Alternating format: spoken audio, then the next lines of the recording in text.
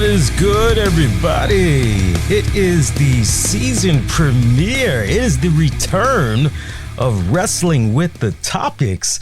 Lee and Tammy Sanders back with you all. How the hell y'all been? Long time. We haven't done this particular series. We haven't done this one, I would say, man, it feels like maybe it's been about 4, possibly 5 months. I would be shocked to hear 6 months. I know for a fact it hasn't been 7 months. No. Yeah, I know for a fact it hasn't been 7 months, but definitely somewhere around that 4 to 5 month. 6 is really, really stretching it. So I have seen, and I've told Tammy in between the other shows that I put out weekly for you guys, I told her how, hey, I usually get 1 or 2 people that are still inquiring about the Wrestling with the Topic series. Those that look forward to that series. They look forward to all the shows, but this is the one where they I think what they really like is the fact that I go back and forth with somebody. And then the fact that you have so much history popping up on the shows and all that. And then this standalone where we're just bouncing off of each other.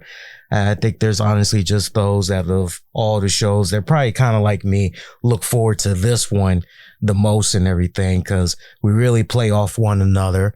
And those that's been listening for a long time, they would definitely be in agreement that the best version of Lee is the Lee that you get that's bouncing off of somebody else as opposed to being a solo act. So for those of you that have jumped out there these past couple of months, you know, this is pretty much you guys. You know, this is our nice homage of, hey, this is for you. Hope you guys been doing good. So look, the new show format that we're going to be doing, me and Tams had a meeting of the mind on this. First of all, part of the reason why the series has been on hiatus for so long, unless Tammy disagrees, she'll definitely jump in, are hectic schedules between Tammy's work. You know, she's got a day job just like me, just like you, everybody out there that's listening, right? And so, real life gets, she works longer hours than me, okay? And so to ask her, hey, how's your schedule looking to squeeze in a show? I totally get the times where she's just honestly burned out. She would rather just kick back, relax with me. We're doing whatever, whether we're going out or we're just lounging around at the house. Last thing on her mind is getting in front of a microphone, firing up the webcam and doing a show, especially when 90% of her job is talking to people. Okay. Okay. So I totally get where she's coming from. So scheduling, and, for me, I'm juggling work, a couple of different hats I'm wearing when it comes to work. I'm juggling school. To kick off this week, I got awarded about $13,000 in scholarship money, which is going to be available to me this fall going into spring of 2024. And I am very fucking ecstatic for that, because let me tell you, that is going to make such a huge dent in my academic progression that the way it's looking right now, at the rate I'm going, I am probably going to have my degree as soon as 2024 at the rate that I'm going right now. So I am definitely pumped. So I've been hitting it pretty hard, continuing to get, really good solid grades and everything. And you guys already know how I've been trying to do my best to bring in more money in the Sanders household and everything. So finally, I became a new driver. What's it been now? I became a driver late last month. Yeah, so it's been about a month now. Yeah. And thanks to Tam's mom, they really were instrumental. They really were helping me out behind the scenes, telling me the ins and the outs of being a new driver, preparing me, really Tams. And I remember when Tams, I first said to my baby, I said, hey, if anybody, now that you got your license, okay, you gotta teach me. You gotta, and the look of fear in her eyes, she didn't have confidence in herself and her ability. And, I knew what she was capable of because I've seen her at work quarterback like Peyton fucking Manning. And I'm going, no, you can do this. It's the same type of beast. It's just coming at you from a different angle, but it's still the same thing. You can still quarterback this. You just got to do it on your terms. And, I didn't force her. I just, think about it. We, baby steps, da, da, da, da, da, da, da. And eventually, she caved in and she said, okay. Cause I told her, I I don't trust anybody else that is going to do it right. Teach me the way I need to be taught and everything. And so very instrumental in helping me finally get my driver's license and everything. And, that was a awesome day. I got to tell you that was an awesome day.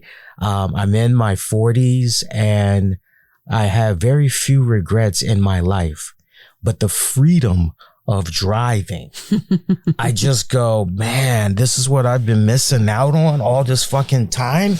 Shit, put to the side the revenue opportunities that I've missed over the years by being a driver, because goddamn, I could have been, if I really would have gotten on top of this a lot sooner, man, I could have been on top of my A game by now when it comes to shit like Uber, Lyft, even Instacart, because man, if there was ever a time to make some serious coin, it definitely would have been in the infancy phases of these respected promotions. Kind of like, other sites that's out there, or companies that's out there that you all can just quietly think of and, yeah, I kind of missed out on this, or, kind of similar to YouTube. You go back to 2011 and, if you understood tech, you had the basic stuff down, there was plenty of great monetary opportunities on YouTube going back to 2011. And those that stuck with it, they did not disappear, for a significant period of time. They were able to expand the hell out of their base, keep their base, and pretty much rely on YouTube as a full-time source of income, right? So, but yeah, I definitely would have looked into those a lot sooner. Unfortunately, the cards didn't really present itself. Officially, welcome to Wrestling with the Topics. This is how it works. We just go with the flow on this show, okay?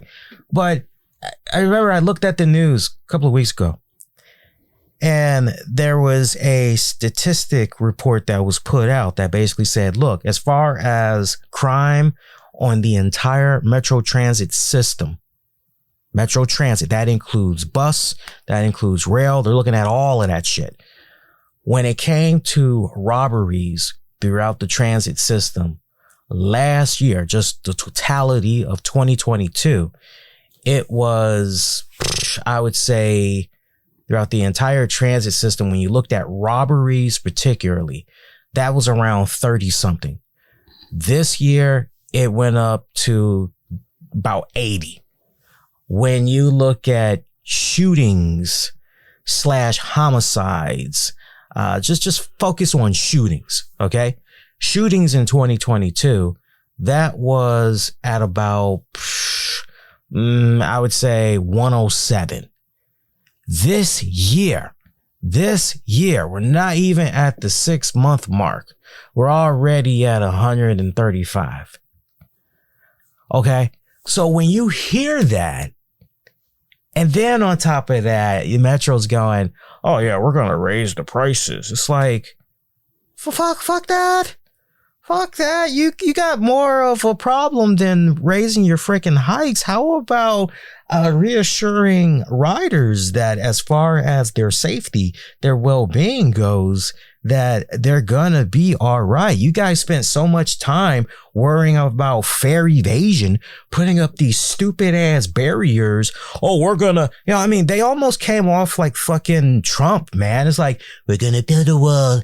We're gonna build, listen, we're gonna build such a great wall that nobody is going to be able to evade their fare anymore. Believe me. And you're watching these motherfuckers. They're looking at these fucking big ass tall fucking gates. They just look at it, scoff. I've literally, this is the video. I've seen them. They scoff and they do some Soul Train breakdancing. Just, they just go over that bitch like with ease. Some people are so goddamn skinny, they're able to just go, and just wiggle their way past it with ease. Yeah. I saw some videos where they're doing it and station managers just looking on and just not doing a goddamn thing. Which is why the problem got to where it is now in the first place. That had nothing to do with a new wall. If it's going to be the fact that you have people who are evading fares, well, number one, they probably are just saying, fuck it. I don't get paid this enough to do it because Lord only knows what they're packing. I mean, I'm not saying that's everybody, and I'm not, but to the point, I'm sure there's some that are thinking it. That's terrible. It really is. And to your point, I really think that as a rider, a metro rider or in the metro transit system for many, many, many years, I was late to the game too. I didn't get my license early on. I got it, probably mid 30s. Honestly, because I didn't need to at that time. Everything was set out for me and I had public transportation for when it wasn't. So it was fine. But I don't know if I've ever told this story on the show before or not, but the breaking point for me, which we had talked about it, myself and Lee, was an infamous trip to the store. And back then, prices were a lot better than they are now. And it was pretty, I don't know, it wasn't early in our relationship, but it was, I don't know, maybe a year or so after we started dating. And we had went to the store and I don't know what we were thinking. Like, we had taken the bus up to the store and we were shopping like we had a car outside. So I'm like, okay, well, yeah, and back then it was like, okay, hand me 3 or 4. I get it on this arm, 3 or 4. I get it on this arm. No big deal. But let me tell you, after about a block, it was starting to become a big deal. Because I was ready to, you know what? We spent a good little piece of change on it, but I was ready to leave them fuckers. I really was. And to that, just the totality of, okay, well, I'm really at this point the only person driving in this relationship. So, or not at that point, but in the best position, to go ahead and, make that happen. So I ended up doing that. And as soon as kind of revisiting, what Lee was saying, as soon as I got my license, it was like, okay, well, you're now going to teach me. And yes, he was absolutely right. The look of fear in my face, I'm sure, was like, you're going to what? You want me to what? So asking a new driver that had just got their license to teach someone else, yeah, that doesn't usually go over well, or at least not with me. It didn't, because to be honest with you, behind the wheel, I don't like to lose control. I don't. As far as having someone else behind the wheel that I can't control the car. So, it was, and guys, let me tell you, Lee's persistence, and it was once every 3 to 6 months. Hey, you gonna teach me how to drive? Hey, you gonna teach me how to drive? Hey, you gonna teach me how to drive? And majority of the time it's like, nope. You're gonna go to the school and they're gonna do it. Nope. So let's fast forward quite a few years later. And he said, okay, so you're going to teach me how to drive? And I was like, oh, okay, fine. So we got through it. It was, it was a process, but we got through it and he did it. And that's amazing. And he had the feeling that I did when I got my license. And it was absolutely, why'd I wait this long? And I didn't wait as long as he did, but the feeling is still the same. So that's the reason behind of truly why, and tying back to the Metro, that whole story of why he and I, for different reasons, decided that, that enough is enough. But yes, as being a DMV resident for most of my life, when I was younger, I could get on the Metro, ride on some Metro routes and be like, okay, I'm good. I'm safe. I feel fine. No big deal. But I will tell you the last few times in the last 5 years that I've been on Metro, rail or bus, I haven't felt as safe as I used to. I'm on my guard. I'm on my P's and Q's. And if things start to get silly, I'm ready to get off. Now, do you think that your race plays a part in your comfort level as a white person when you've been on the Metro, or is it just strictly for you? Because some people, they feel like it's a race thing when they kind of feel like, man, I'm not really amongst my own here, and or is it more strictly a case for you? Because I really think it's important to really clear the air on this. Is it more for you? Hey, man, seems like the neighborhood is changing. It seems like the type of people that's coming in the neighborhood are like some bad hombres, to the point I've seen this happen. I've seen that happen. And man, this route, seems like the more people that have access to it, the higher the probability that there's going to be issues. Well, how it has nothing to do with the race. Okay. Well, I just thought it was important to stress that.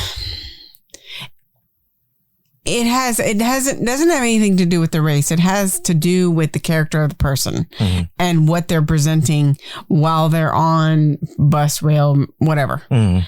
And the more that is a gathering, if per se, the more uncomfortable I get with that person's interactions or actions. Just because I then become uneasy about it. And matter of fact, the very last time, which was a few years ago, I don't remember where I was going, but either way, I was going on Metro. And there was actually dang near a fight that was getting ready to break out right in front of me. And the train wasn't exactly light. It was busy. I'm just like, yeah, honest to God, I almost got off the train at the next stop and was just like, I'm done with this train.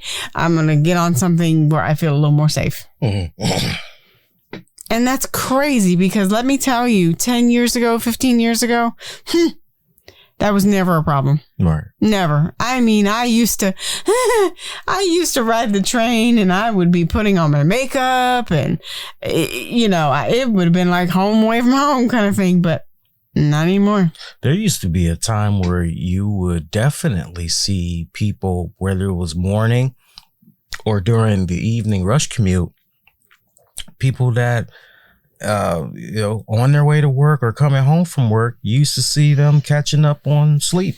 Oh yeah, reading, business sleep. Suits, skirts, all that.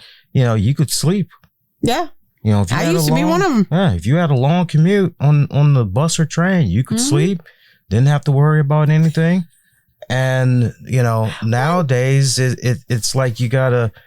really, I'd say sleep with one eye open, but no, if you are going to sleep, you better have somebody with you. That's the whole point. So it's sad. It's sad what's become of, but you shouldn't use, my best advice that I would give to those that's potentially thinking about driving, you shouldn't let just stuff like that be what defines, okay, I'm going to go get a driver's license. I think ultimately it should just be for the sole purpose of, hey, it's nice to have this opportunity. It's nice to have this on standby. Even if my job is just walkable, I can just go 2 blocks down.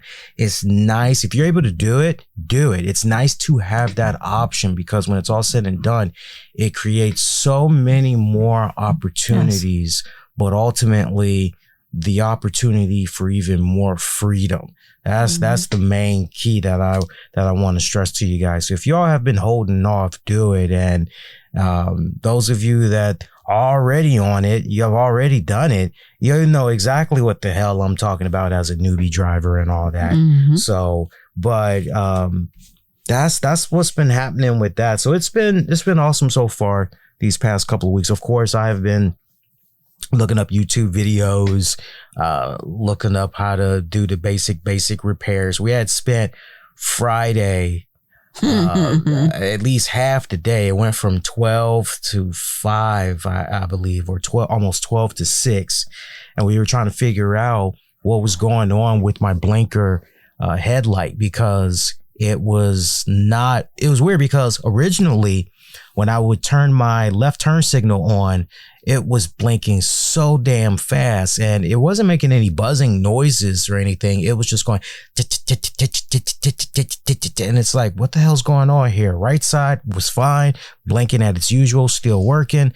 So, we took out the bulb and we replaced it. Like, okay, that should do it. Nope. And then we just kept, process of elimination. We just kept messing with all the bulbs that we could mess with on that respected side. And then finally we were like, well, maybe it's a relay switch issue. And the guys at AutoZone, they were like, no. It's not a relay issue, because if the right side was doing the same thing or having some type of a malfunction, then yeah, we'd say it would be the relay switch. But no, it's not the relay switch. It sounds like it's either a bulb issue or it's some type of a wiring issue. You have some type of a bad wire. And so we went back to the drawing board. And you know what? And I appreciated what those people were saying at AutoZone, because after it got to a point where I think grand total, there was a trip to AutoZone, if not 4 times, 5 times. 3. And I definitely was on one of those trips. And then the others, the guys at AutoZone, they could have easily just took our money and just, okay, we're fucked. But Tams came back and I'm like, I'm getting all huffy puffy because I'm going, where's the part? And she's like, didn't need it. And I'm thinking, okay, explain this to me. And she's telling me, and I'm just going, okay, all right. Well, if they, okay, I'm thinking, all right, these are the experts. Like, what the fuck do I know? Okay, whatever. And so go back under, and we took everything out, the battery, all that. Well, we had to take the battery out from room. In order to get to. Right. So, but my point, like, we put it all back in because we're thinking, okay, we're gonna have to have our guy check it out. That's down the street, and I tested one more time and fucking headlights are fine now. And it's like, what the hell? So it kind of seemed as though, and I pointed out to Tams, I say, not for nothing, but some of the wiring looked a little questionable. Looked like, maybe something's kind of coming just a tiny bit loose here, but the way that I have it grouped now shouldn't be any issues. Pretty much, you got to physically go out of your way to fuck with the wires. So I'm hoping, because now my only other issue is my hatch, which was fixed initially, but I guess he didn't do the test of let me open, reopen, open, close, open, close. I guess he didn't do that test repeatedly. It was just, okay, it's shut, it's good. So he's gonna look at the hatch, because as you guys know, especially in these times, you gotta be having half-cocked hatch, right? Because you got motherfuckers that's going in, whether it's they're looking for parts or they're figuring out a way to open up your gas tank and help themselves, because motherfuckers are doing that. All right, these are the times that we're in still right now. It's fucking crazy. But yeah, that was a nice, fun. For me, it was a legit fun day. Just learning the basics, learning around the car, all that good stuff. Loved it. More of that to come. So the new show format that we got for you guys, still everything that you've come to know and love, right? But we're not gonna dedicate ourselves to this particular series as a weekly, episodic, just endless. We're not gonna do it like the other shows.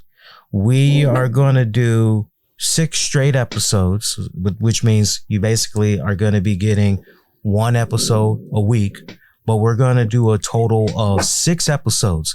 So that pretty much will have you guys hooked up for a month and a half. And then afterwards, we're gonna recharge, gives ourselves an opportunity to recharge.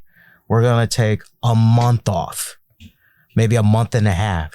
And then we'll come back, we'll do another 6 new episodes, right? I got inspired by that because I've seen some of these TV shows that's running around. Shout out to Star Trek Picard, which wrapped up. I highly recommend, if you were ever a fan of the TNG series, I highly would encourage you to get yourself a 7-day trial of Paramount Plus and check out all 3 seasons of the Picard series. Trust me, you will not be disappointed. Now, I'll let you know this right now. The first season is kind of, The second season, you really, really love, especially if you are a fan of the villain Q.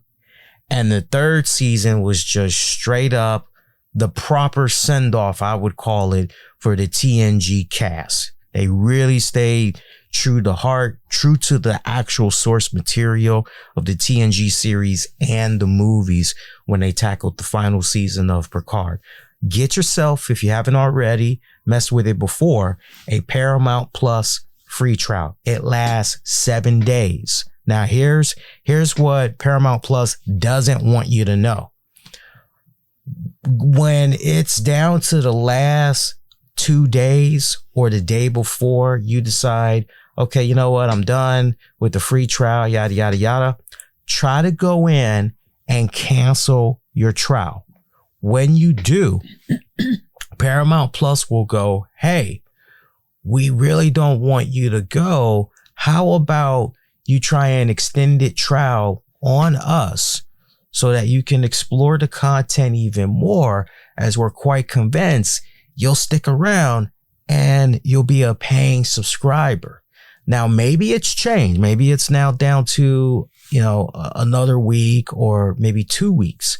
But when I did it about almost 3 months ago, so I could catch up on Sylvester Stallone's new series, Tulsa King, when I tried to cancel my week trial day or 2 before it was done, Paramount Plus hit me up and said, look, we'll give you a 30-day trial. And I was like, okay, well, that's plenty of time for me to really explore, see if this is truly, worth the buck or whatever. And so do that. But fucking awesome. Not to mention Power. I mean, we've been binging like a motherfucker on Power. Mm-hmm. But to my point, these series, the way that a lot of them are operating now, I like the idea of a 6-episode run, a 10-episode run. I really like that idea. So for this particular show, because let's be honest, sometimes you get some slow weeks and it's, we're good at shooting the shit and just going off the cuff. But, unless there's an actual talking point that the whole show could be structured around, that can just one thing leads to another organically. and just talking just to be talking. Don't want to be doing that shit. Seriously, don't want to be doing that shit. So the new show format, we do 6 shows, take about a month and a half off. Then we come back, do it like that. For those of you that used to watch Real Time with Bill Maher, if you guys recall, Bill Maher, I mean, he used to stay doing shit like that. He would do about 4, 5, 6 new shows, and then he'd be gone for a month or a month and a half, come back, continue on with that current season before he gets ready to do the season finale. And then the season finale, he's pretty much done for like 3 months. We're not going to do you guys like that because we're already doing 6 episodes total. That doesn't make any sense to disappear for 3 months. Not unless there's some like interesting, crazy shit that's going on and everything. Look, I want to pick your brain on something. I know you don't do the Twitter, and we were kind of talking about this just briefly and everything. But now that I'm seeing a Since little... when do we call it the Twitter? The Twitter. Yeah, the Twitter. I don't know where I got that from, by the way, the Twitter. That was naturally for me. I just said the Twitter. Lord have mercy. But anyway, so I know you don't mess with the Twitter like that. But I want to pick your brain on this, and I want to pick on the listeners' brains on this one. But, something that's been a talking point on social media is the fact that there are a lot of people that can't stand Elon Musk. They don't like the fact that Elon Musk is now charging people to get their verification status and everything, right down to the point. There's now a new section on the Twitter menu when you go on the landing page here, and there's a joint for verified organizations. This quietly just popped up in the past 72 hours. Verified organizations is for organizations of all types of businesses, nonprofits, and government institutions to manage their verification, affiliate, and verify any related account and unlock new features. So this includes verification management, receive a gold or gray check mark, and verify accounts affiliated with your organization through their new verified portal. You get customized organization profile, elevate and distinguish your organization with a square avatar and a new tab that lists all affiliated accounts. Impersonation defense. Accounts impersonating verified organizations are flagged for further review if impersonation is detected. Premium support. Organizations get exclusive access to contact premium support, ensuring timely help and escalations. Elevated tweet, DM, and media upload limits. Verified organizations and their affiliates have significantly elevated tweet, DM, and media upload rate limits. Twitter Blue. All accounts, organizations, and their affiliates will receive all the benefits of Twitter Blue. Verified organizations, here's the punchline. Verified organizations is $1,000 per month, plus any applicable tax. Each additional affiliated account is $50 per handle per month, plus any applicable tax. And as it stands right now, if you're not a verified organization, okay, then, you're doing the basic when it comes to Twitter Blue. Now, if you're doing it, I think if you're doing Twitter Blue via iOS, you're still paying the $8 or $9. If you're doing it on the website, you're paying, I think, $12 or $13. So you really, if you are iOS, you really want to, because you get a discount, right? So that's where we stand right now. Obviously, the celebrities, they're throwing a hissy fit. Me and Tam had talked about this off air a couple of days ago, but obviously the celebrities, they're throwing a hissy fit because their whole thing is, hey, we have given our fans access to us on platforms like this for years, and we never paid them, asked them to pay for reading our shit. We never asked them to pay to subscribe to us, and now Twitter is rolling out all this stuff, hey, subscribe to this person for just blah, blah, blah dollars. And you can get this, you can get that, you can get with this, or you can get with that, because this is where it's at, right? All this stupid shit. And there's a lot of scrutiny that is, and rightfully so. And I see all sides of the argument here. I've even seen celebrities, Vincent D'Onofrio, veteran actor, comes to mind. For full context, he showed that, he tried to support Elon Musk and what was going on with Twitter. He was apparently paying like $84 a month before they did this whole new revamp shit. So he was trying to be a soldier and everything. And excuse me, folks, I'm I don't know, probably pollen or something. I don't know what's going on with the voice, but I feel well rested. I will tell you that I do feel well rested for, my God, we had a crazy night. We must have watched at least about 8 episodes of Power back to back, if not 10 episodes, because now we're on the final season. We're still trying to catch up. So we're on the actual final season of Power, with Omari Hardwick and them. And that was crazy. We didn't get done until damn near 6 a.m. And we have the nerve to be up basically 6 hours later. And I feel great. I don't feel like I'm going to be taking a nap. If anything, I just want something to eat pretty soon. But anyway, so you got all that stuff going on with Twitter. And, I see what some of the people are saying, and there are those like me that got the mindset of, and it's so weird because I'm seeing accounts, mostly people that have little to no followers, using avatars, using cartoon images, blank images as their avatar profile. And they're taking cheap shots at the people that are subscribed to Twitter Blue and everything, and calling them fake, bogus accounts, blah this, blah that.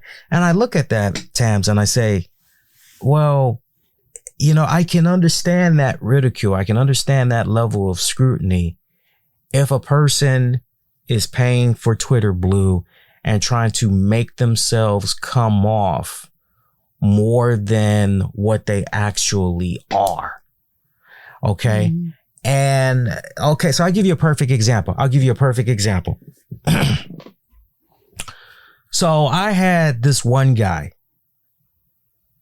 and I got to be careful how I phrase this.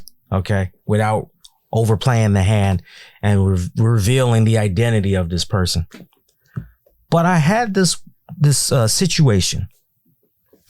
There was something I was trying to promote on social media. Okay. And I just did my usual thing.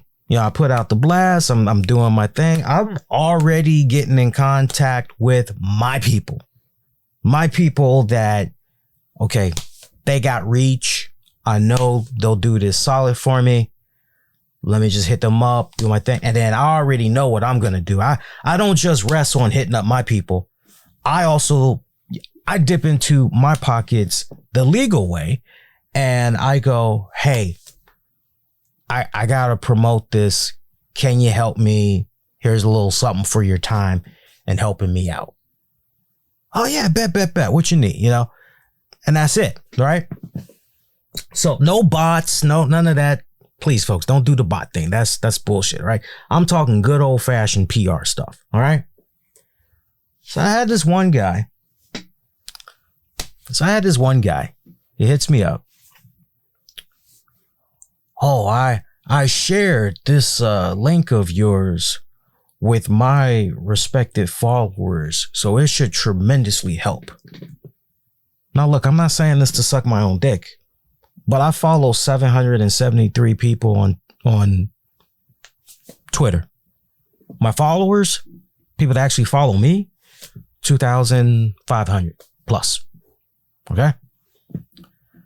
I know plenty of people, to my point, I know plenty of people on there. If I need something done, I know who to hit up. So I go, well, who's this guy about? Wow, this guy's, wow, he makes it seem like he's doing me some type of Godfather shit. Like, wow. Big man, look at you. All right, big balls. All right. So I go on his profile. He's following like a gazillion fucking people. And he's got a measly 20 followers. He's paid for Twitter Blue. He calls himself an actor. He calls himself a wrestler. He calls himself an established, renowned writer, novelist, and all this other stuff. Mm-hmm. I'm scrolling through his profile. I don't see shit about any books. Because I'm like, wait, let me see what this guy's about. Now, some of you may say, oh, well, maybe he hasn't been doing the Twitter game that long. Guy's been on Twitter for over 7 years. Okay. And I'm going through his joints, like, okay, you're supposed to be a novelist, right? You're supposed to be a writer. You're supposed to be some form of an actor. You're supposed to be some form of a wrestler or whatever.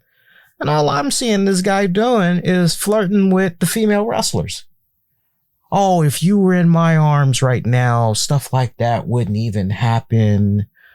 Another wrestler, oh, boo. Sorry that's happening to you. Here's a picture of me from the other day. Hope it cheers you up. All this other shit. I'm like, dude, you're fake. Cue up my Alexander O'Neal song. You are fake, baby. Right? Cue that song up, okay? That's a bad example. And here's the kicker. All this, okay? And he paid for Twitter Blue. Now, see, people like that, that's a perfect example of, no, you're pretending to be something that you're not. Because as far as actually delivering the goods and backing up what you say you are, you're not it. Now, when you have somebody, I'll use myself an example. You go on my Twitter profile. Pleased to meet you. Nice to know me. Podcaster, voice actor, covering entertainment since 2011, 401 Mania contributor and columnist. And I provide a link letting you know all the ways that you can check out my podcast. I'm being honest. I'm not overhyping. I'm not overselling. I'm telling you exactly who the hell I am and what I do. What you see is what you get. Okay? So for people like me, and see, here's the other thing. All these people that are doing what they're doing, making fun of people that's paying for the Twitter verification and everything. Here's the thing. People like me and others, we're going, no. We're looking at this and we're treating this as a business move. We're paying for this because, first of all, we can and we will write this off when it comes to our taxes, because for us, this is a business expense.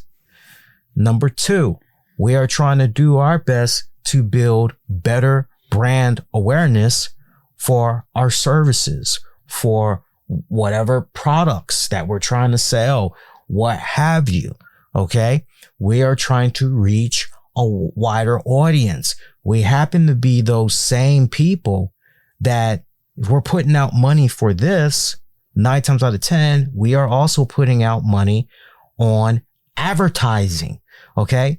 So we're looking at all of this as a business opportunity and the perks that come with it. In addition to everything that I just mentioned, also, hey, the ability to put out, a video of higher resolution promoting said products, services, or XYZ.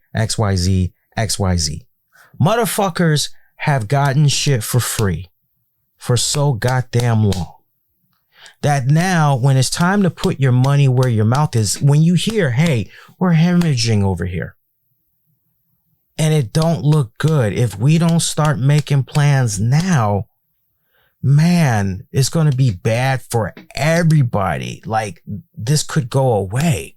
We need people to dig in their pockets now more than ever and help us out. here's some of the ideas that we're thinking. And if all you're doing is just saying shit, you're not offering real constructive feedback, solutions on, okay, this is how you should operate. If you were to do this, no, you're not even getting that from these same motherfuckers. No, it's been free this long. It should continue to be free. I know I went off on a rant there, but man, get in on this. What's your thoughts when you hear all this? Because I'm reminded of the ultimate demise of MySpace, and MySpace went down for the sole purpose of the fact that they didn't monetize. If they would have monetized, they still probably would have been at the peak where they were back in the day. They probably still would have been at their peak a couple of years back. Well, you're missing sort of a point in reference to MySpace and whether or not they could evolve. Yeah. And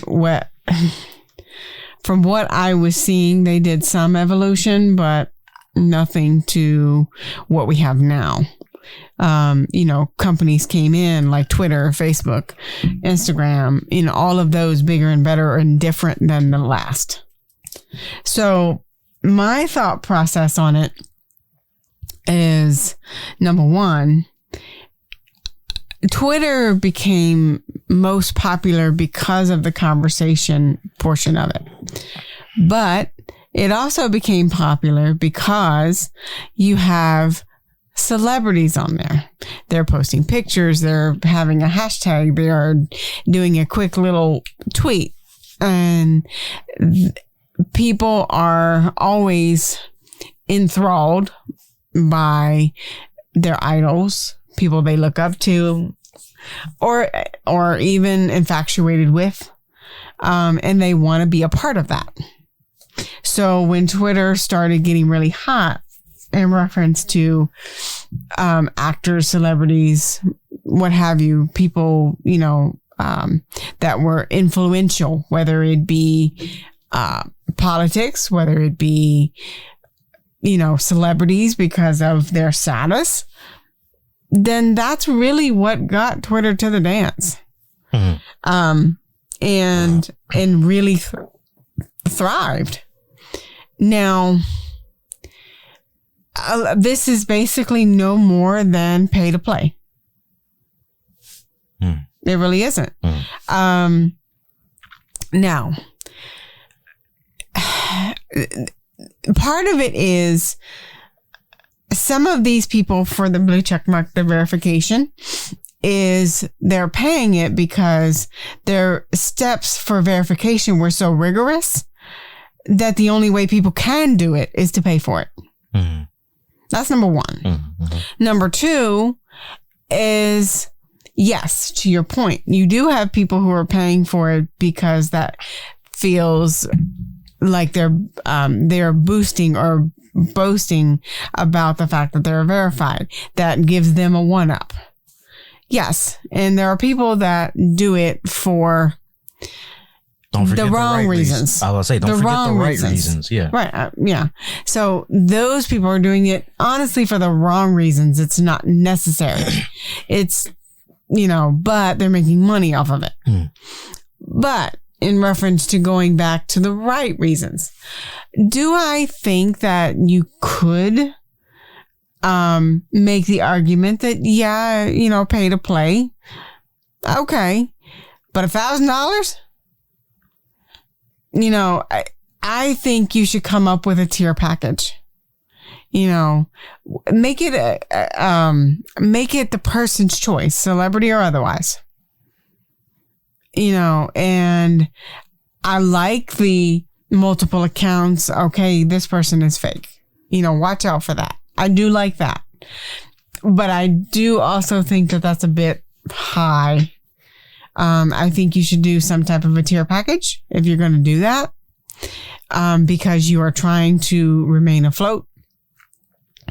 Then obviously, yes, you have to come up with creative ways.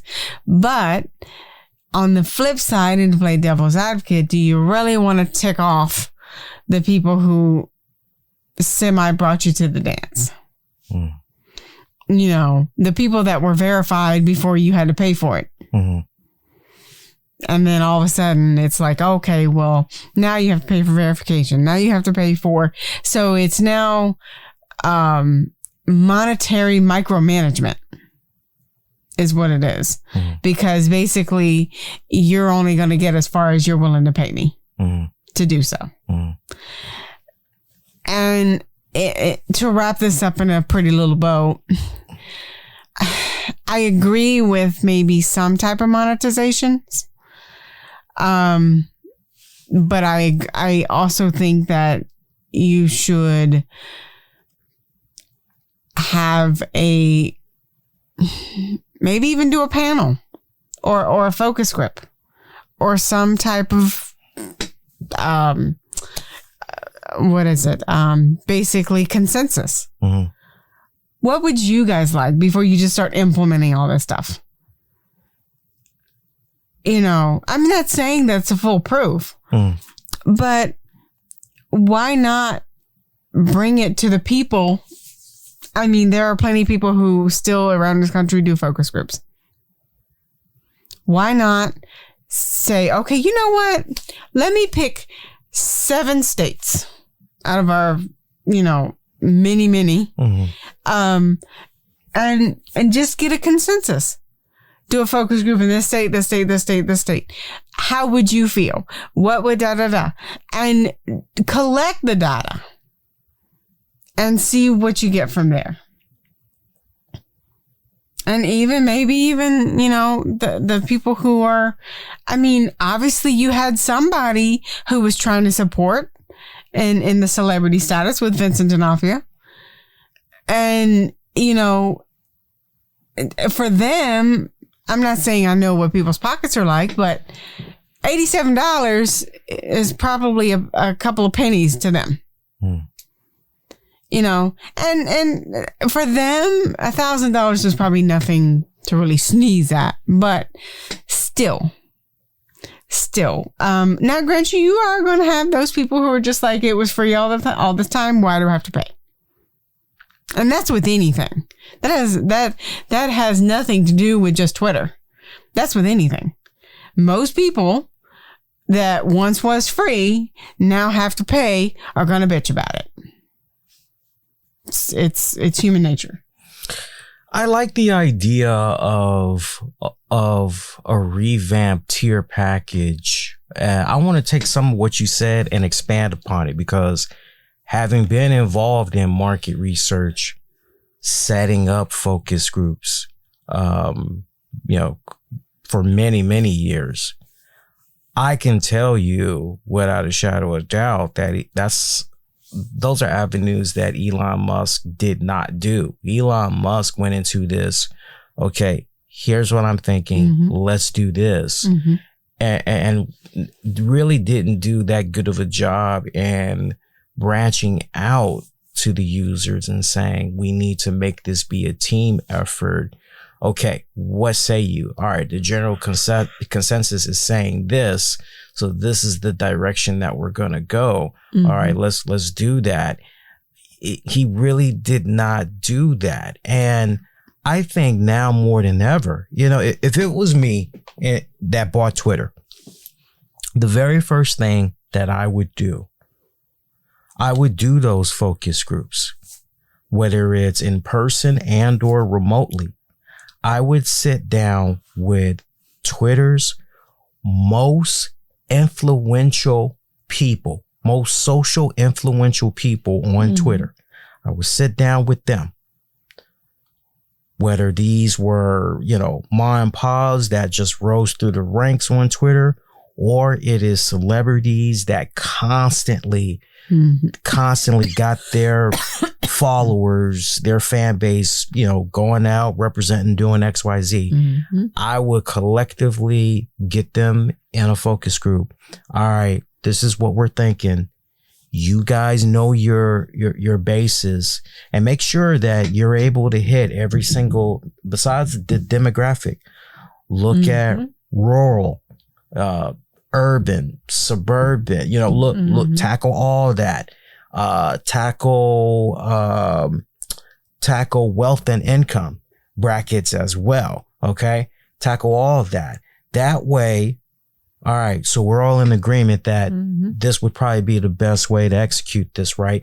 When you do it like that, rather than just, oh, hey guys, by the way, in a couple of days, we're getting ready to launch this new tier. Wait, what? Huh? Because it's really caught people off guard. It really, really has.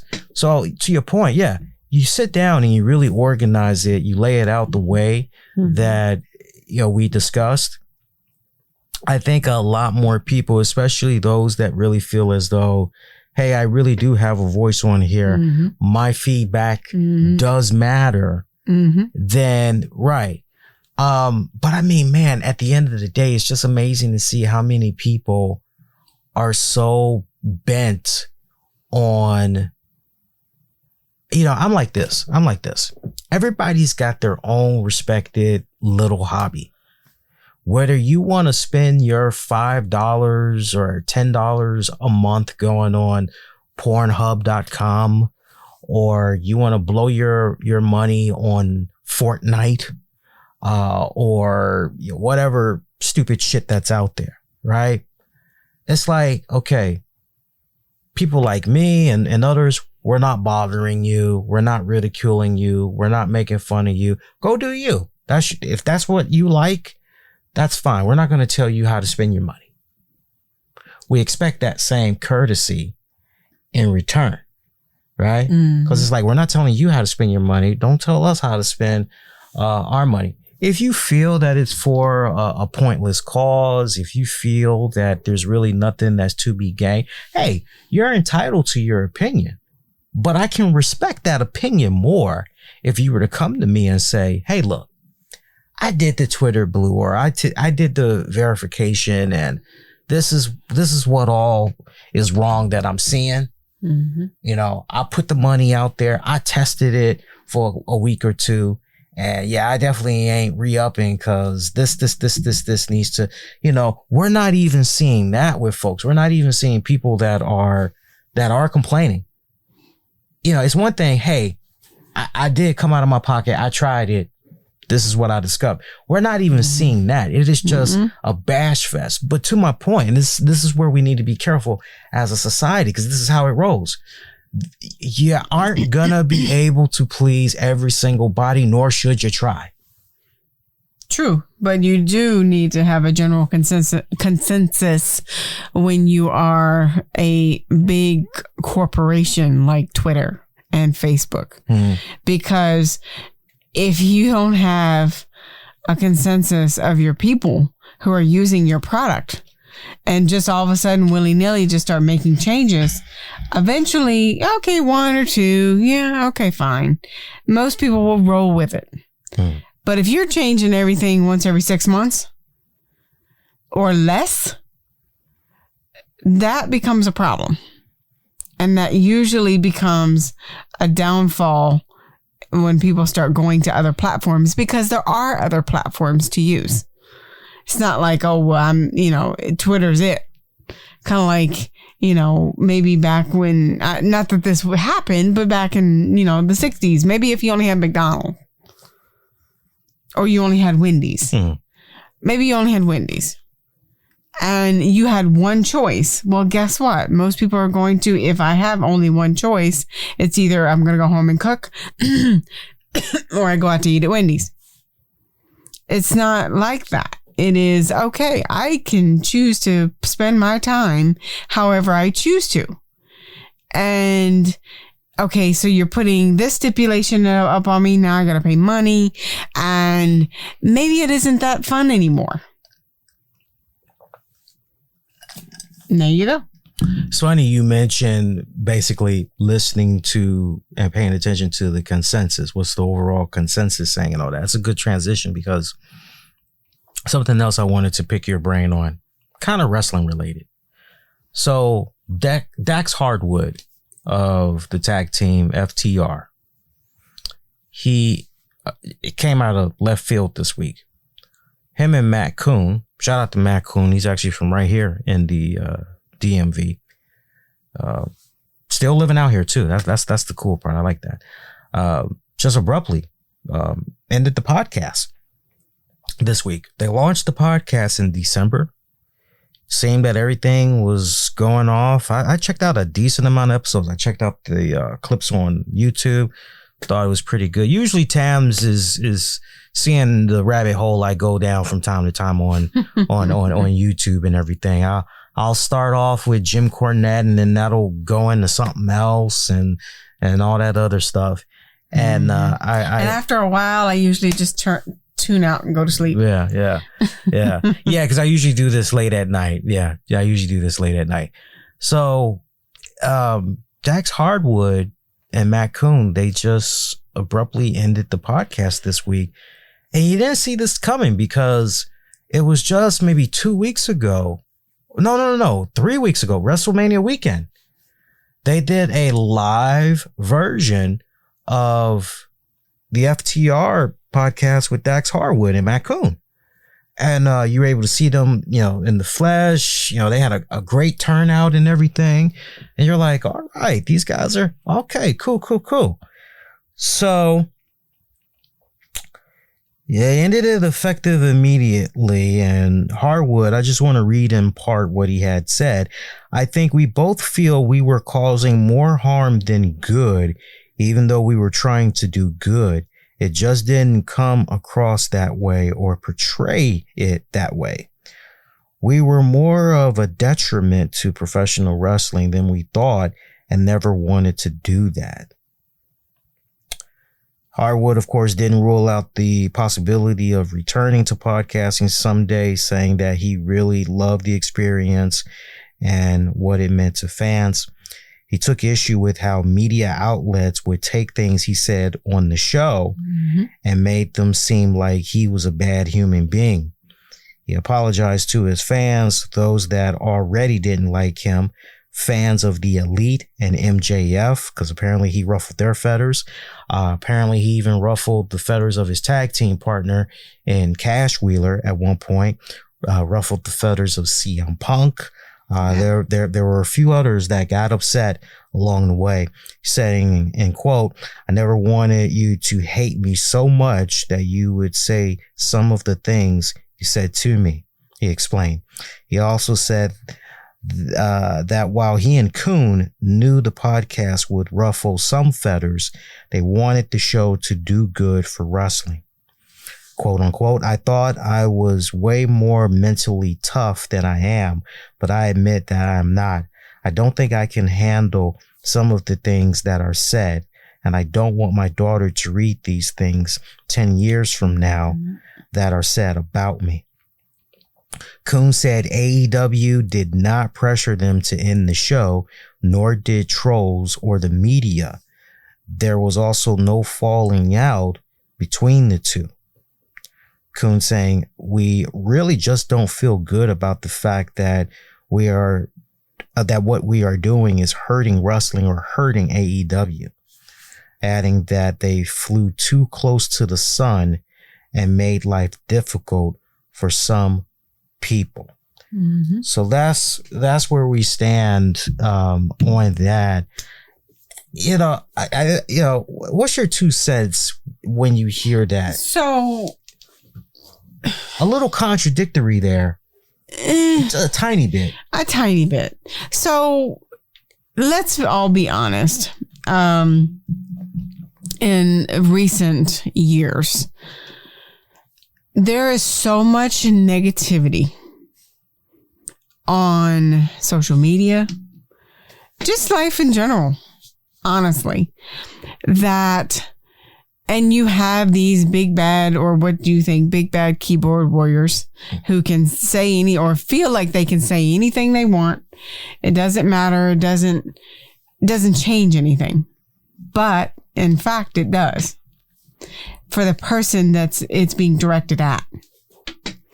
Because reading between the lines, there was some things said to him, and unfortunately, because of that type of position that he was in of wrestling, And then because he was in the know, but also was doing a podcast. And people are going to twist your words, make it seem like you said something you didn't say. Lee, I'm sure, can vouch for things that has been said on the podcast that he said in one way. Turns out somebody twisted it and it was a whole different statement. So that is number one. Number two is because he is who he is held to a different standard. And there are so many more people who know who he is. And so the volume of negativity, if they don't agree, is going to be 10 times more. Now, the fact of him saying, and I really want to, whether this ever gets to him or not, dude, this type of deal with podcasting or internet social media itself has nothing to do with your mental toughness.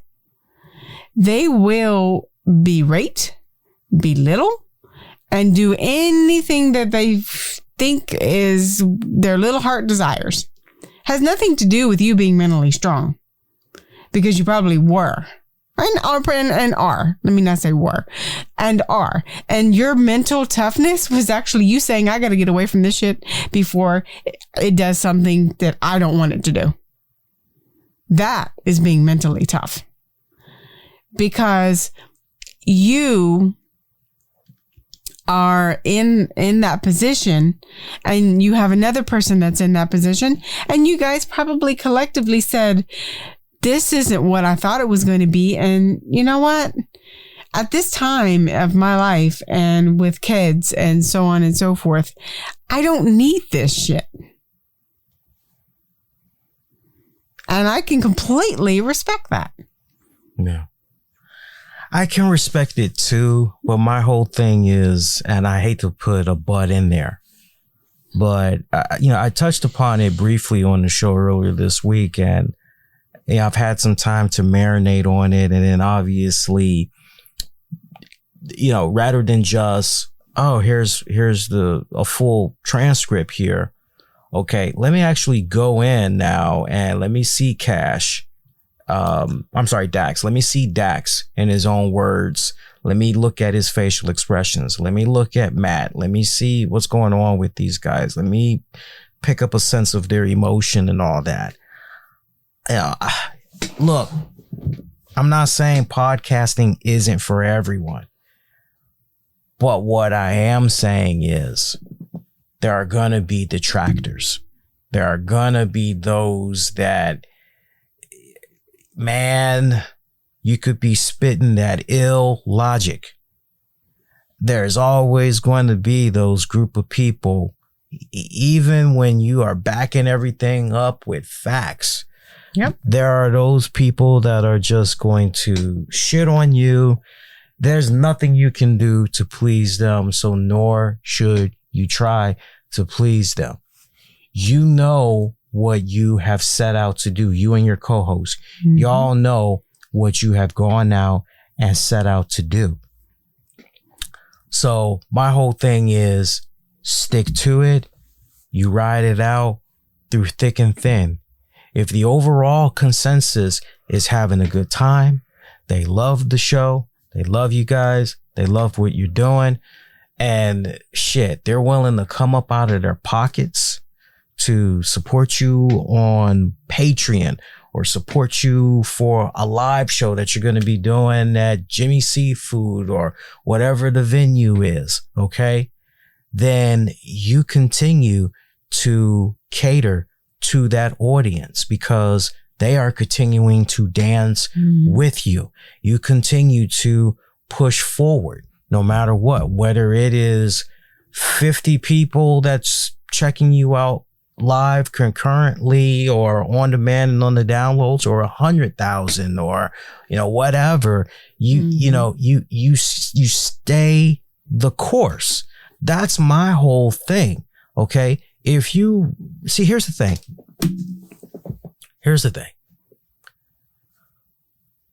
What did you think was going to happen when you are actively seen on television every single week and you decide, hey, I want to do a show not quite like, the typical wrestling podcast that's out there. I like this whole concept of, hey, I'm seeing it on TV every single week. I would love to mix it up and not only talk about some past stuff when I was in the WWE and, but I want to peek the curtain a little bit back on stuff going on in AEW, as well. Question. Because I don't know him very well as far as his actual character. Yeah. Is he a heel? That's the weirdest part because FTR for the longest time, they were bad guys. And then I guess naturally they are so well loved with the fans that they just naturally went baby faces, without an official flip, right down to the point. I just saw them on this Saturday's Rampage. They were in a tag match with Jeff Jarrett and Jay Lethal, who are heels. And it's funny because I remember reading the comment section in the Full One Mania site. Shout out to everybody that had turned out, by the way. As even some of the readers were like, so what exactly is going on here with FTR? Is FTR's heels or what's going on? Because why would they team with Jarrett and Lethal? And, I said to them, well, remember Mark Briscoe, who is, a babyface. He's the string, he's the glue that's holding it all together because he's friends with all of them. And he wants for them to put their differences to the side to, be on the same page and everything. But you saw turmoil amongst the ranks, and Jarrett and Lethal are a pure heel freaking team. So you're kind of, right now you're like, okay, so these guys are baby faces. Okay. Right. These guys are baby faces. But what did you think was going to happen when you decided you were going to do a wrestling podcast while currently being seen on TV every single week? And you're really, really, you're walking on that thin line, saying too much. I listened to some of those shows and some of the stuff that Dax was putting out there. I'm going, I don't really see how that's going to fly. And he doesn't get some type of a verbal reprimand in the form of, dude, what the fuck? Why would you say that? Man, you putting me in a bad spot. Come on, man. Oh, wow. I don't want to, shit, what the hell? Right? So what did you think was going to happen? There's a reason why you don't see WWE superstars, so let's talk about what the fuck Vince McMahon was thinking, putting Seth Rollins and Omos in a match together coming up at WWE Backlash. The old man's fucking lost it, hasn't he? Right? There's a reason why you don't see stuff like that.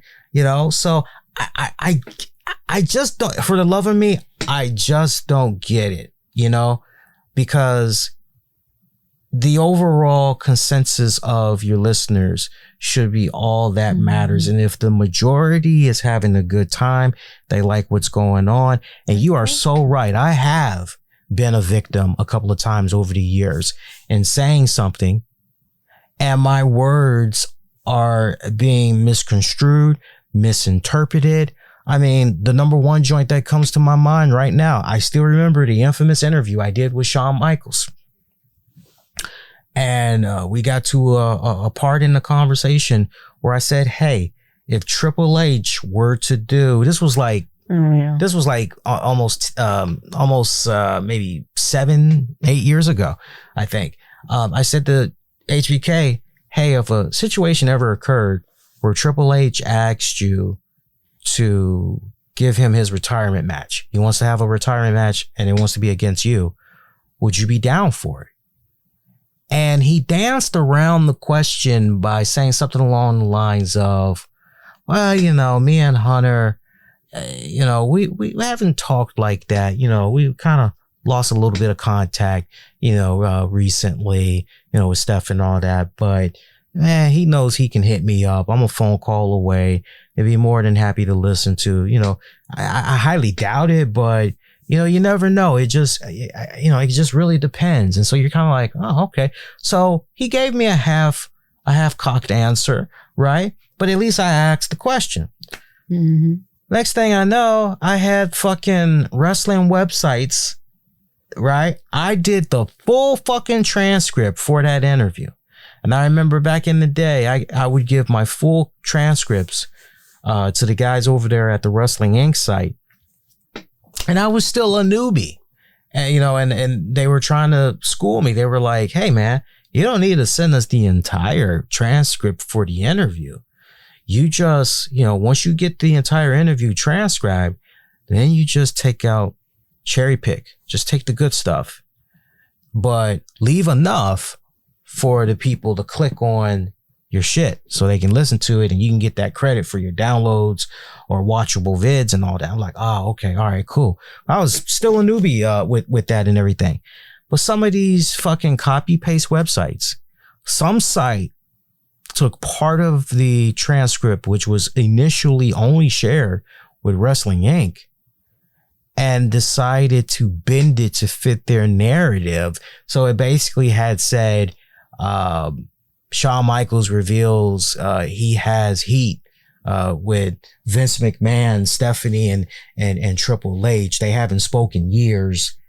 You know, their friendship is over. I mean, I was seeing all kinds of clickbait. Right.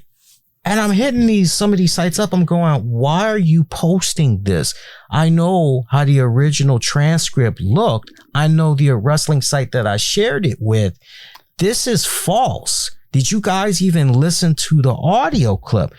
And I remember one of the wrestling wannabe websites that had hit me up. They said, well, why are you coming at us? All we did is copied and paste. And I bust them out. I said, you couldn't take the time out to listen to a 10-minute audio clip to verify what you were reading for accuracy. I'm like, are you kidding me? And you're justifying this by saying, oh, you were just copying and pasting from another site? Wow, well, that doesn't take much fucking work, does it? That involves little work at all. Mm-hmm. Get the fuck out of here. It was so bad. And yeah, I remember I went back to the Wrestling Inc. guys. I told them what happened. And they had my back. They put out a statement the very next day, and they were like, look, all these reports, you know, in a nice way, they were like, you know, sure, you heard by now, you know, Lee Sanders of the RCWR show had interviewed HBK Shawn Michaels. You know, for the record, we were the only site that Lee shared transcripts of that interview with. We have the entire transcript. Match it up with the interview, and HBK never did say da da da da da da da da da da da. We want to make sure, you know, that we're reporting for accuracy, you know, because it was shared with us initially, and that was never said. It was bad. It was bad. Of course, HBK and his people, they ended up blocking us because of that. The combination of that and the scathing review I left for his meet and greet. Okay. But yeah, that's a perfect example of words being, you know, taken, misconstrued, just taking a little sample and then blowing it up to fit, you know, and some of the stuff that Dax has said on his podcast as of late, it's a perfect example of the Shawn Michaels thing.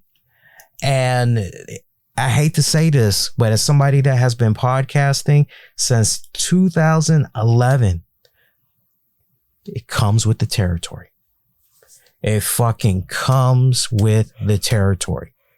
And to Tam's point, when you are on TV every single week, you are even that much more in the limelight of scrutiny. So you've really got to be on fucking point. To my point, you got to be on fucking point about what you're talking about and make sure that whatever you're getting ready to spit out there, you own it, you stick to it, you don't waver from it, and make sure your shit is bulletproof so that a motherfucker can't even try to come back and misconstrue the shit that you're saying. Here's the real kicker. Here's the real kicker. If Dax was saying what he was saying and all that, you know, because you look at, he was the first on the AEW roster to jump out there. Y'all got it wrong on CM Punk. He was trying to be the peacemaker, all the stuff that went down with the Elite, and he called mega fucking heat for that. Mega fucking heat for that with people in AEW and all that. Mega fucking heat. Okay? So, but here's the thing. Here's what's crazy about all this. If this was Dax in WWE doing a podcast and he's complaining about some of the shit that's going on behind the scenes in WWE, I mean, they would have pulled the plug. He wouldn't. No. On the contrary, you go, Dax. Yeah, Dax. Man, get that old man out of there, man. Fuck Vince McMahon. Yeah, way to stand up for yourself, Dax. Yeah, it's AEW, and we've got this whole. I've seen it with my own two eyes. It's like motherfuckers threatening him, threatening his family, threatening his kid. Talking about doxing a motherfucker. That's the saddest part. If it was WWE, you know. So obviously there's a culture change. Yeah. There. Yeah. I wonder what that is. The AEW fans are overzealous fans. Not all, but there is a vast majority that are overzealous. Heaven forbid you have something. Heaven forbid you're trying to provide constructive criticism on something that you're seeing. Whether it is a wrestler and you're not feeling their promo, or that particular wrestler's moveset, or whatever. You have that overzealous AEW fan that feels AEW can do no wrong. They are right in every single thing that is going on. Who the hell are you to even try to complain on this company? Fuck you, and just all of that. And it's mobs. It's mobs of them that act like this. Because you notice something negative, you must be a WWE fan. You're not a real wrestling fan, because real wrestling fans, they like AEW from top to bottom. AEW can do no wrong. Tony Khan is the best fucking booker in the entire world. So they're all marks. Yeah, they're all whatever you want to call them. Marks, parks, sharks. Damn. You know what? It's crazy. I can remember looking at a match a couple of weeks ago on AEW. There was this kid, Vikingo. And I remember saying, yo, I'm not really a fan of this guy's flips. He's got potential, but he's got to slow it down. All this crazy shit that he's doing for a TV match. I mean, this dude was doing insane shit.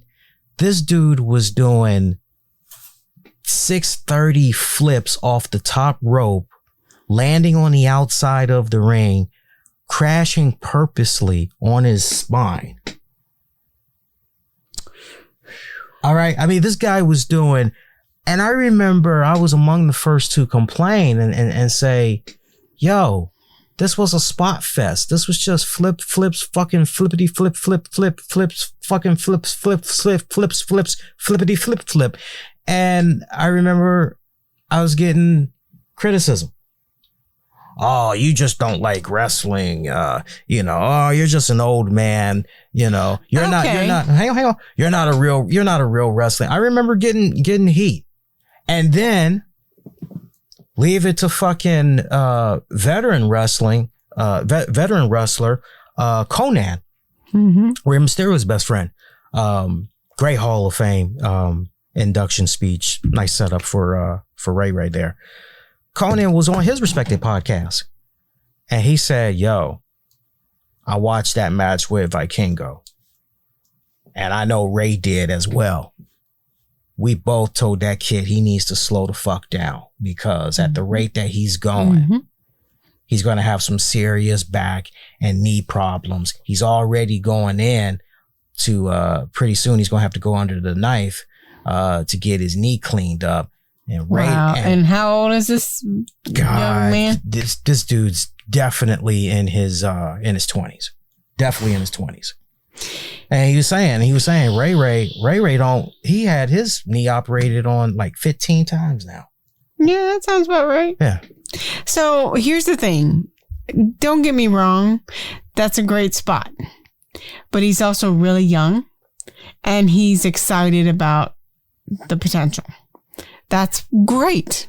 It really is. But the funny thing is, as I was thinking about what you were talking about, I basically, in my thought process was maybe he should talk to Rey Mysterio. And all the issues that he's had with his body over the years because of the spots that he did. Right. So, he's only in his 20s. Yeah. If he keeps it up, he's going to be out of the position in his 40s, or he's just going to continue to have surgery after surgery after surgery after surgery just to keep him going. And can you imagine 25 years old at 20? Right. But imagine 65-year-old, same person, you arthritis and all of that stuff. Paralysis. Yeah. I mean, arthritis, possible paralysis in a wheelchair because you just body can't do it anymore. You don't think about those type of things when you're young and you just don't. I just watched a match last night going back to Rampage because they came on Saturday night this week. I think it was mainly due to what was going on with the NBA schedule and all that. So there was a little bit of reshuffling and everything. But Vikingo was in a match. Once again, crazy stuff that I saw in the match. And for the review, I gave that match a 2 out of 5 stars. And I said, if you're into crash test dummies, this was my overall review of the match. If you're into crash test dummies, then this match was for you. A bunch of silly and unnecessary spots for me that was very risky. I care more about health, safety, and well-being for wrestlers. I'm just old school like that, folks.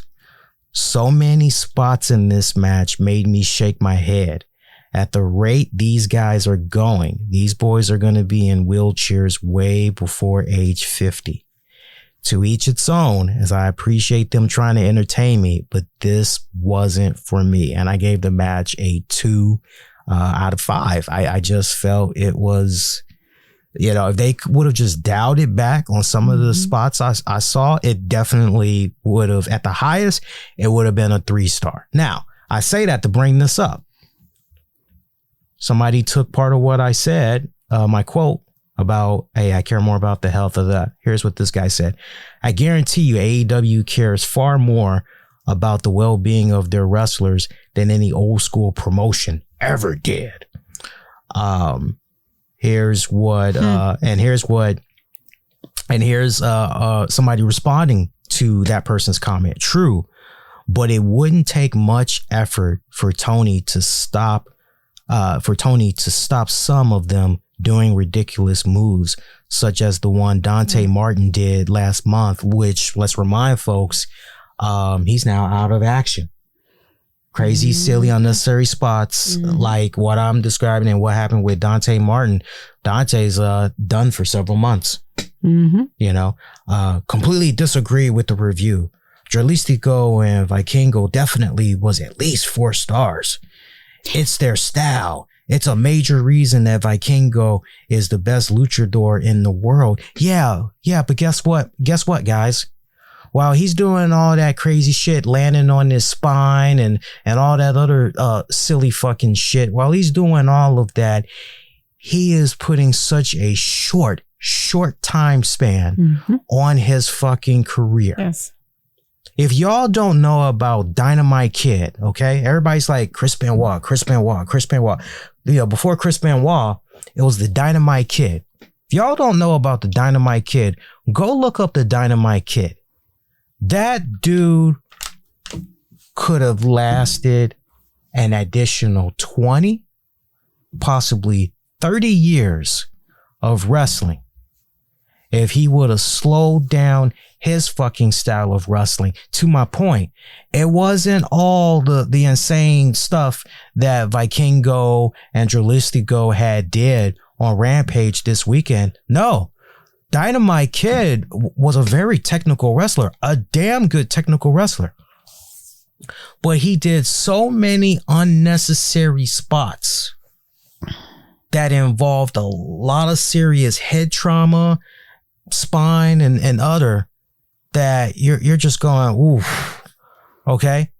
You gotta slow it down. I mean, matches are great for pops. Right. But maybe 1 to 2 out the whole match. Right. Not 5 to 7. Right. And that just, it just shortens your career. And look, don't get me wrong. I'm also old school from the standpoint of, why are you doing all this for a fucking TV show? You're doing all this for what? If you're lucky, maybe 400,000 viewers? Right. Wow. And how much of that is going to convert over to social media followers for that particular wrestler? How much of that is going to transfer over to merchandise sales? You know, what is that going to be a 20% increase? Right. For that respected week? You know, what are we talking here? How are that? This is how I need for these up and coming wrestlers to think. This is how I need them to think. Okay. Because you're doing these spots and the ratings come out and you're looking, you should be concerned. You should be saying, okay, what's the quarterly breakdown? So when it came to my match with this wrestler, did we gain viewers or did we lose viewers? Because if we lost viewers, woo, right? But you should be looking at that, the totality. You should be looking at that. You should be looking at the engagements that your particular match had on social media. You should be looking at the conversion rates for how many people ended up following you as a result of that. Potentially any, somebody went to my store. They bought an 8x10. Somebody went to my store. I already said 8x10. They bought their shirt. They bought a fucking shirt. Oh man, this week, because of that one match that I did, even though it was 400,000 viewers, oh man, sales went up this week by 10, 15, 20%. So you know what? This was a good thing, right? You need to be thinking like that. Okay. And going on to, okay, they want me to come back again. Okay. I got to make sure. Okay. They want me to come back. Okay, cool. But like, be smart about it. I want you to ultimately win the race, and I need for you guys to be prepared for the long haul, for as long as you, seize the opportunity. Definitely seize the opportunity, but fucking be smart about it. This is your fucking body. This is your fucking livelihood. This is how you this is fucking how you make your money. You're not doing anybody any fucking good if you continue to do stupid shit like this on television. You want to do it on a pay-per-view where motherfuckers are paying $50, $60, $70 a pop? Fucking A. Go there. I always believe in giving the fans their fucking money's worth. But on a goddamn TV show? Fuck out of here. So I'm kind of reminded of, the elementary story about the tortoise and the hare. You definitely want to be the turtle, but mainly the other point that came to mind and just general observation, guys, in reference to what I see when I watch. Back when I used to watch wrestling in the 80s, predating myself, but there was a hell of a lot more mic skills. then there was wrestling match. Now there's more wrestling match than mic skills. So wrestlers are having to put their body and all of that on the line because they can't fucking do a promo that's worth a shit. Mm-hmm. So, and that is sad. It is. It's nice to see, by the way, that because I'm looking at Hall's Rampage review, I was gracious. I said an 8 out of 10. I was starting to give it a 7, but I said, you know what? No, I'm gonna give it an 8.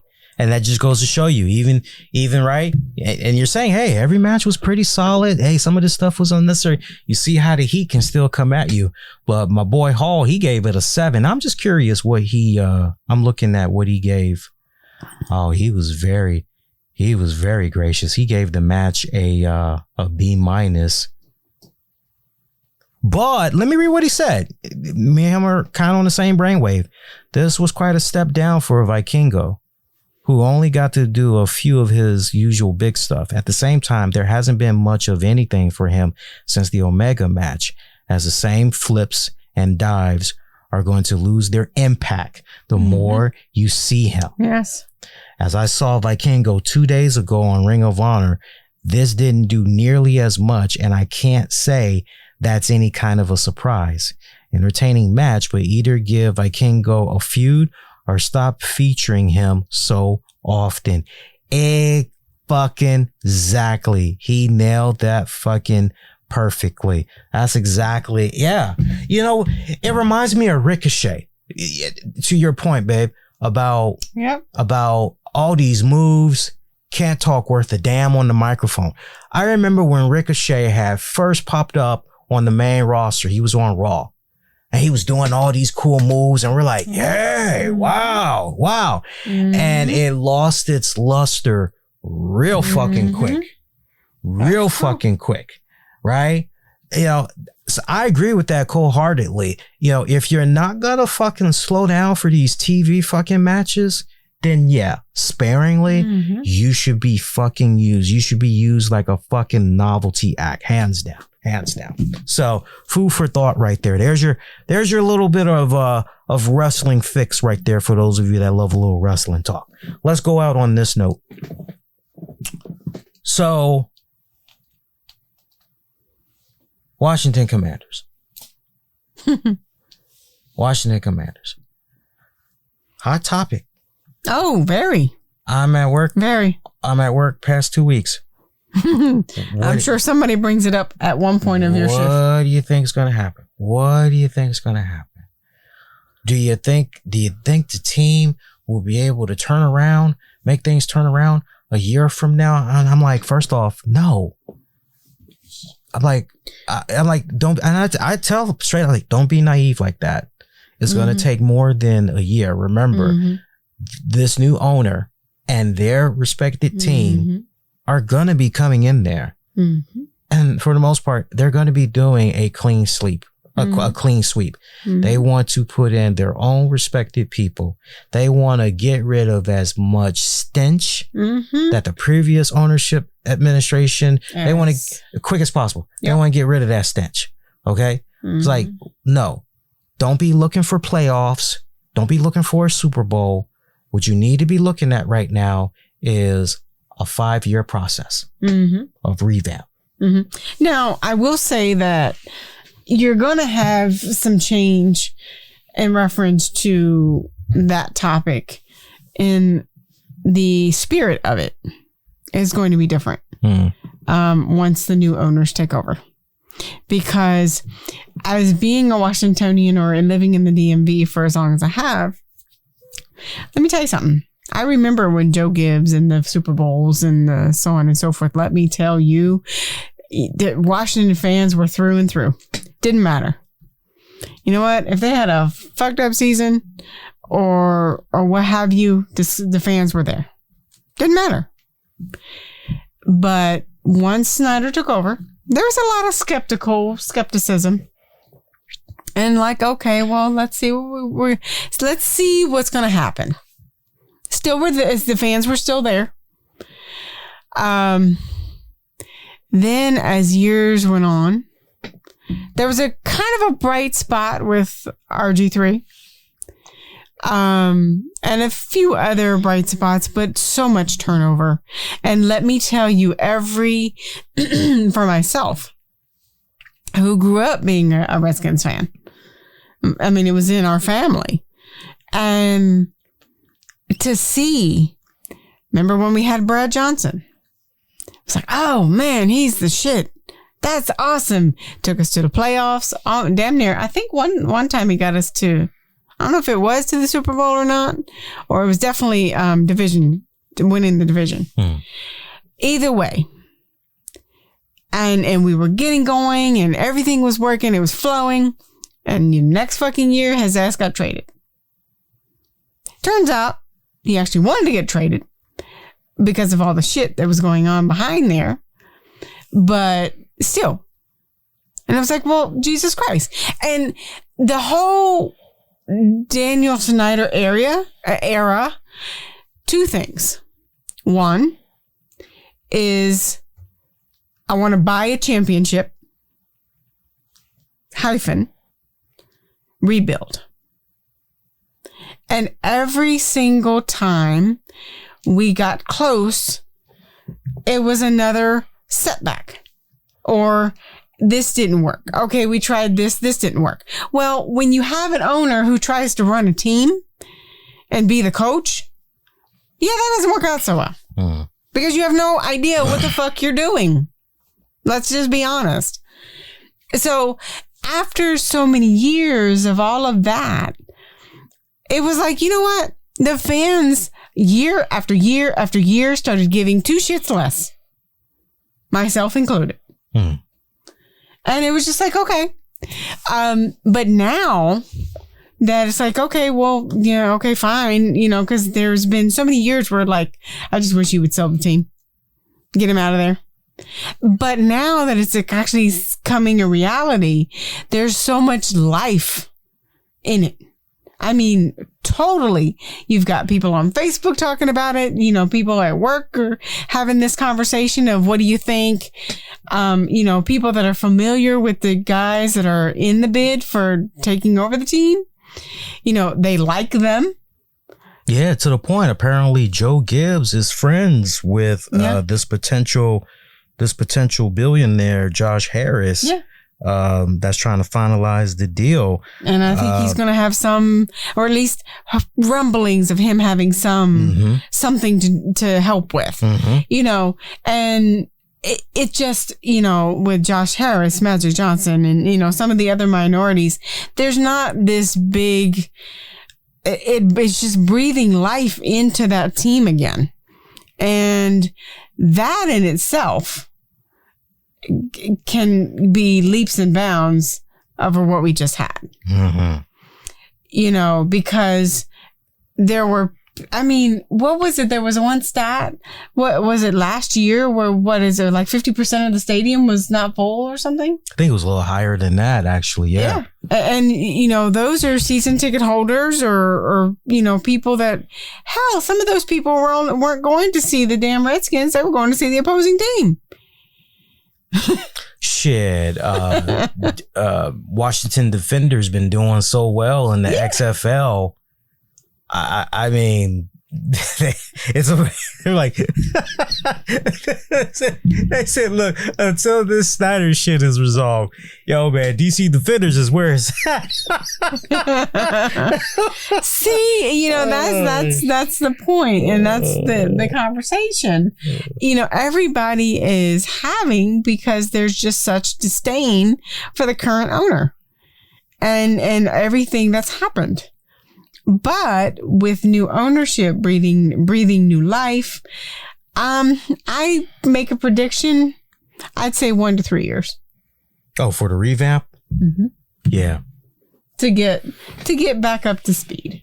Obviously, yes, that first year is probably not gonna. You might be lucky to win the division because of just so much revamp. But really taking the time and putting in the effort of the revamp, plus making sure that you're taking the steps to make yourself successful. Coach Rivera better step up. He better step his game up. Yeah. He better step his game up. Yeah, because he said something, in reference. He's like, I've been through this dance before. I know the mistakes I made before.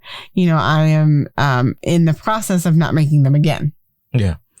Yeah, because remember, he ultimately... With the Panthers. Yeah. Because new ownership came in and they pretty much were like, yeah, you're gone. Yeah. We want our own guy. You're freaking gone. So I'm not going to be surprised if history were to repeat itself again. I say they give him a year. And depending on where he places, and how that transpires, depends on whether he gets a second year or not. Well, let me ask you this. Let me counter with that. What is going on with his contract? As far as I know, he at least has a couple of years on it. So apparently he has a 5-year deal. This was inked in 2020. So he literally has 2 years. Yeah, he literally has 2 years left. And you're saying 1 year for Rivera? Depending on where they place. It will depend on whether they keep him for the second year. Or do they just write out his contract and then... 5-year deal, huh? Well, yeah, but you're looking at... 2020. Right. 2025 is when that deal needs to be re-upped. I'm going to say he's out 2025. They're going to let him ride it out, see what he can do, make his claim. I don't see him going out any sooner. I'll give him till 2025. But I just feel we'll see how it goes with this upcoming season. But if it's going to be the usual, and I have a feeling it will be, then 2025, I think, is where it's going to be at. I think right now they're just going to go into this draft Columbine and they're going to try to figure out as far as, okay, strengths, weaknesses. You definitely got to do a better job adding some pieces on your defense. Definitely on your defense. And some definite pieces on offense too. Yeah, focus on your left tackles. I think in the sack department, I got to go back and check out the stats, but I think in the sack department, they're okay. They definitely need to figure out as far as the future of their quarterback. There's a lot that is in the air. I think they're trying to figure that out. I think they've got a couple of people that they're looking at pretty seriously right now. Snyder, look, I'll say this last thing. If Snyder is truly serious and he means well for the organization, then he needs to get this done as quickly as possible, because the NFL draft is going to be coming up, my God, this coming week. Oh, wow. So I just think that's some bullshit that this is dragging on, because the longer this drags along and the less time they have to prepare. Right. Because at this rate, it's like you might as well prepare for next year's draft. You know what I'm saying?